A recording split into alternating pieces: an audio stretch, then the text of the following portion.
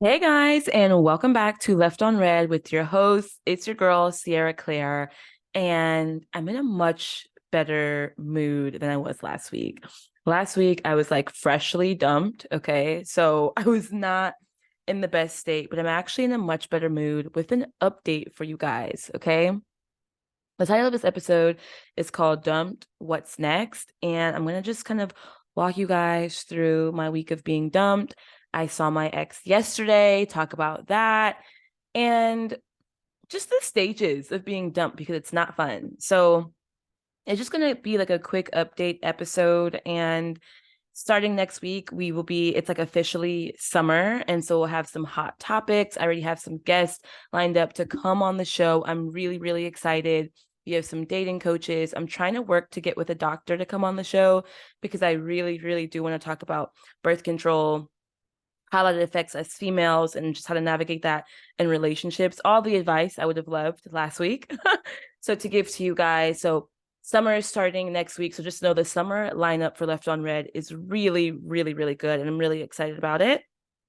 But let's talk about today's topic. So I got dumped, as we all know, and what is next. So a quick recap for everyone. If you haven't listened to the Left on Red, literally part one episode, listen to that before you listen to this episode. It's the full context of what happened. But me and my ex broke up because we couldn't see eye to eye or come to a compromise about me getting on birth control. And it was a lot that happened. And so that happened last week. So he left to go to North Carolina on Thursday with his friends and just kind of, and that was like his plan always, right? Was to go away for the weekend, come back Sunday, and then I would have saw him Tuesday for the game. That's like how it would have went. But I was going to see him on Wednesday. Obviously that didn't happen. We broke up Tuesday. So, um, since last week when I recorded that episode, I was telling you guys, like, I don't know, I don't have a solution. I don't know what to do. These are my raw emotions and feelings. And I had to go for like a long walk, and my like space, like my thinking space, or like a space I love in New York, is the North Pier in Williamsburg. And I just go there to like think, listen to music. You can go there and cry. You can do whatever. Okay. People are walking on the pier. There's a whole bunch of like seats on the pier. There's a lot to do on this pier. And that's where I go to have my space. So after I released the episode, I I took a shower, got dressed, and I just went to the pier and I cried a little. I thought about a lot of things, and I just needed to like ground myself. And I called a really good mentor of mine and I told her everything.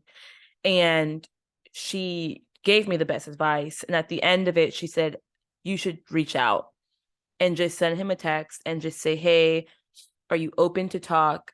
I don't like how we left things, the prior night. Because when we broke up, I was like emotional, and it was just such a bad, like, abrupt ending. And so it was like later on in that evening, I'm still at the pier, and I just send the text and I say, hey, are you open to talk before you leave on Thursday? And he called me right away.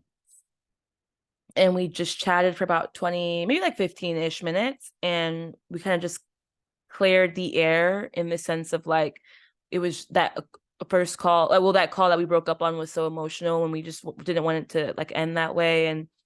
And I said, like, listen, I am so willing to like make it work, and I like don't want to give up. I just feel like there's just a lot to work through in the sense of like both of us, right? Like my own trauma and his own trauma and fear and like what we have going on. And he was just like, I think we should still end it. I think we should still end it because even though I want to be with you and I like you and all of these things, he was like, all of those things you said to me, like when you said that I was controlling or that I'm forcing you and da da da. He's like, I feel terrible. And he's like, I spoke to my mom, and he's like, I can't force you, and I can't make it this ultimatum for us to be together. And I don't want you to ever resent me, right? Or think that I am forcing you, or that if you don't get on birth control, we can never be together, or like whatever the case is. But I can't do that to you. And I don't want us in a relationship where you still feel like I'm doing that to you, or I'm controlling you, or you hold this resentment in the back of your head. And I was like, I hear you, but like, I don't think that. I was speaking from this place of true fear because of my own situation. And he was just like, I think we both have some things we need to like work through before coming back together, because I can't live in a place of like fear and anxiety, and I can't put that on you when you already have your own trauma with birth control. Like I just can't put that on you. And I was just like, you're giving up. I was like, you're giving up on us, you know. I was like, when I was in Grenada and I was like freaking out and I said we should just end it, you called me right away and you were like, no, we're not going to end it. And now I feel like you're the one that's ending this with me and you're not trying and you're just giving up. And he was like, I'm not giving up, but this is something that we have to be on the same page about, and we have to move together. And so much has been said and done. And he was like, I'll still see you on Tuesday, which was the game last night. And, you know, he's like, I'll text you when I get to North Carolina. And yeah, and that's how we ended it. And I felt so heartbroken, guys. I won't lie. I really did, because this is the first guy that, like I said, he's like my opposite, right? But all the things I deemed that were opposite are like all the things that I really liked about him. And now that I've had like more time to reflect, I think maybe I liked him so much because he was so stable and provided a lot of like stability in my life, something that I've never had. My life has always been very unstable, chaotic, just like all over the place, and I've always functioned that way. That's just kind of how I like the chaos of things, even though like I would love for it to be organized. When things are like chaotic, I know what to do. And he was just such the opposite, just like very stable, consistent, not like erratic. He really is just like a nice normal guy, I guess. And I love that he brought stability to my life, and that he like would talk about like structure and like being more organized and having this and having that. And I enjoyed that. And I truly, truly felt like a failure. Um, because as we all know from a few episodes ago, I talked about being laid off twice, which is hard, right? And I do this podcast full time. I'm still applying and interviewing for jobs, and it's really hard in this economy. And so I felt like career wise, I'm not where I want to be. The podcast, I have so much ideas for it, and it's hard to get it off the ground. And I find this guy who is like not like any guy I've ever dated before, but he just like made me feel a bit more like emotionally mature and like made me think about things in a new perspective, and it was just so different. And I was like, okay, now he left me. So it's like I have no job. This is like super raw and vulnerable. No job. Obviously the podcast really is my job. Like I do a lot for it. But I have no job. And now I have no love life. So it's like career gone, love life gone, personal life. Obviously things happen to all of us every day, right? And so it's like I'm getting hit over and over and over again. And just the emotions of it just weighed on me.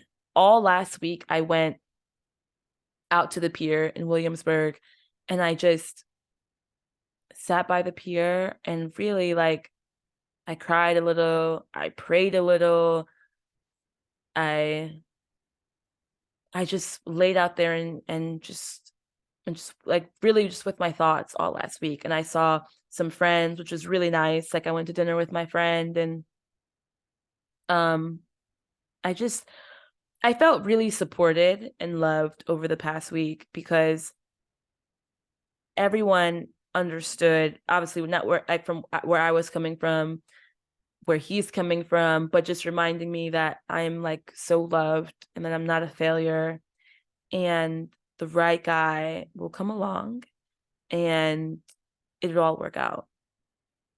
So we get to Monday, Well, actually Sunday. Right. And so Sunday, I'm feeling a bit better. It's Mother's Day on Sunday. I'm like, okay, I feel, I'm with my family. Like my family came over. They got my grandma a whole bunch of flowers and like fruit basket and just like really, it was just like good family time. And we just like chatted and laughed. And then Sunday night, I was just on the couch and I was just like thinking, and I text him and I was like, hey, are you back from North Carolina? And he's like, yeah, I just got to the airport. And guys, I went on a freaking spiral. I was like, okay, cool. I was like, so I send the most manic text, and I'm not gonna lie, I was thinking about some of these things already. So when he said that he was back from North Carolina, I was like, hey, so like, did you always plan to break up with me? And this is what da da da. And like, I just send the craziest text message, and he calls me right away, and he's like, what are you talking about? He's like, I did not plan to break up with you. This was not like premeditated. Da, da, da, da. He was like, I wanted to be with you. I told you that. And this is where we're at because we can't get on the same page. And he was like, I'm going to see you Tuesday. Let's coordinate on a time. Like, he's like, Sierra, I just landed. I'm so tired. Like, I really, really can't. And I'm like, coordinate? You want to coordinate with me after you broke up with me? Like, I don't know, guys. I had to like, an episode. Okay. Even after all of my feelings, being at the fucking pier, talking to my family, I had to like, episode. He's like, okay, fine. I won't coordinate with you. I will just meet you there. And so Tuesday comes, and yes, he really does meet me there. He does not like coordinate with me at all. At all. We meet each other there at the game. So let's talk about the game and how that went. Now, almost all my friends ask me, why was I going to the game? Which is a great question. Okay. Why did I go? I had my ticket and he had his ticket. But essentially, like, he did not have to go. I could have said, like, hey, you know what? I don't think we should like go anymore. I'm gonna take your ticket and give it to somebody else. Like, I don't know why I really don't know. And I think it was not a good idea because it just leaves a lot of room for, like, I don't know. So all my friends ask, like, why were you guys going? Are you guys gonna like rekindle it? Are you guys getting back together? I'm like, I don't know. I'm like, I think we're pretty much done. Like, we're over. But I know when we spoke before, we got the tickets together. Obviously, I can give it to somebody else, but I'm not really sure why we're going together to this game. So if you guys are wondering why we still went, I really don't know, guys. I have no idea why we went.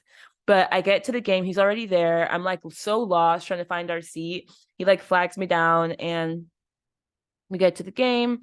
And it was such a beautiful day in New York City, like the best day for a game.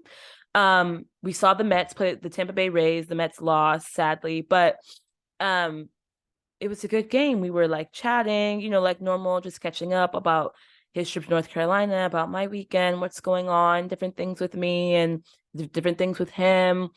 I try to make like little passive comments, like be a little sassy. He was not taking it. Like usually he would like say something back, but he was like really just like ignoring all of my all of my passive aggressive comments. Like he was not with the shits. And he was just trying to like lighten the mood and have a good time. I think I had my wall up a little bit. Like I just was kind of like whatever. But overall, we just, like we ate, we drank, we watched the game, we chatted. He said he wanted to have a good time, and like he was just very like, I guess that was his boundary, was like having a good time and not talking about everything. Me, I truly don't care. I will talk about any and everything anywhere, which may or may not be a good thing. So I don't know what I expected. I don't know if I expected for us to like address anything or like talk about anything. For me, it was weird on that aspect because just, I don't know. I don't know. It was just a bit odd that we were just so like acting normal and like making all this small talk. But the game went on and we watched the game until the end. We left, we got on the train together, we got on the 7 together, and we had to transfer. And so he was going to transfer at Grand Central. I was going to get off at Times Square and go on the queue. And he was like, I'll stay with you. And we'll both transfer at Times Square. And then we got off and we were about to go on our separate trains. And he gave me a hug bye. And he said, just text me when you get home. He gave me a hug and we went our separate ways. And I had a longer commute home than he did. So he texted me later and was like, hey, are you home yet? I was like, no, but I'm fine. Just have a good night. And he was like, Sierra, text me when you get home. And I got home and I texted him that I was home safely. And that is it. And that was our last date together. And I don't know, it was odd. I don't know. It's odd because I feel like a week from being dumped is so fresh, you know, like maybe some more time where like everybody's like completely over it and then you can just go out as friends. But it's odd for me because there were so many things I wanted to like tell him that I just didn't, or say that I didn't, or and I don't know, it's just so many things I wanted to say. I feel like normally I would have been like giving him like a big hug and I've been holding his arm and we would just been like just so silly, and all of that is gone because we're not together. And it kind of just feels like, I think for me,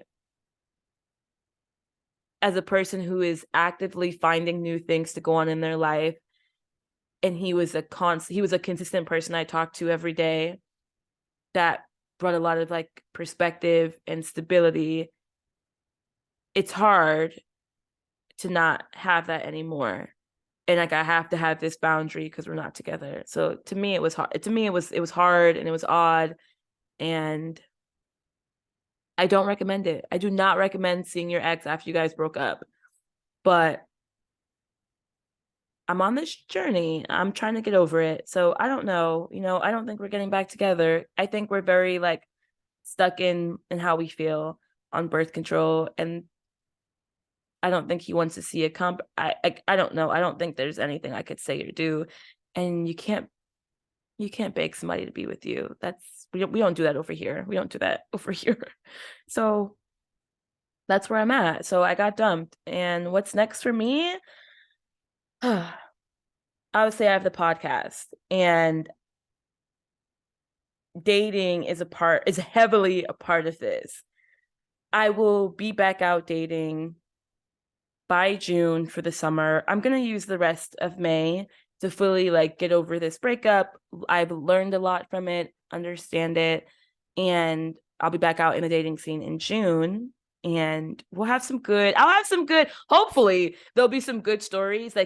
I'll be here all summer in New York. Last summer I was away in Europe, which was amazing. But I'm having a full New York summer. So I'll be back out in the dating scene in June, updating you guys on how it's going. We'll see. Of course, we have like a new guest coming on the podcast, and hopefully I really, really pray that by July, the latest, we will be in the studio. Okay. So that is pretty much what's next with the podcast, a little bit about me. And for anybody out there who just got dumped, I know it hurts. It really, really hurts. I recommend just going no contact. I think you need to, when you guys break up, you should have one last conversation and then just do the no contact. There's no, like, I don't care if you have tickets to a game or something, go with a friend, just go no contact, because it leaves a lot of room open for like, what if, or it's really hard, or, you know, it just, don't do it. If I could go back, I would have stayed home. Honestly, I don't regret going to the game. It was my first game ever. So I was happy to be there. And honestly, like, being with him it was still in good company, but it wasn't like how I thought it was going to be because we're not together anymore. So just go no contact. And feel all the emotions, cry in your room, cry in the shower, cry like me on the pier. Okay. I live in New York. People cry any and everywhere. So it doesn't matter. Crying on the pier is fine. And I was wearing sunglasses. So it's fine, guys. Do what you have to do to get over it, and just be around family and friends that support and love you. And if you guys are getting dumped or going through it, please DM me. Like, you guys are like my extended family and my community. I tell you guys just as much as I tell, like, really everything, probably more than I tell like my family. So DM me, word community. I love you guys. A lot of exciting stuff coming up next for the pod. So just follow the page and please remember to like, share, and subscribe. And I will see you guys in the next episode. Bye, guys.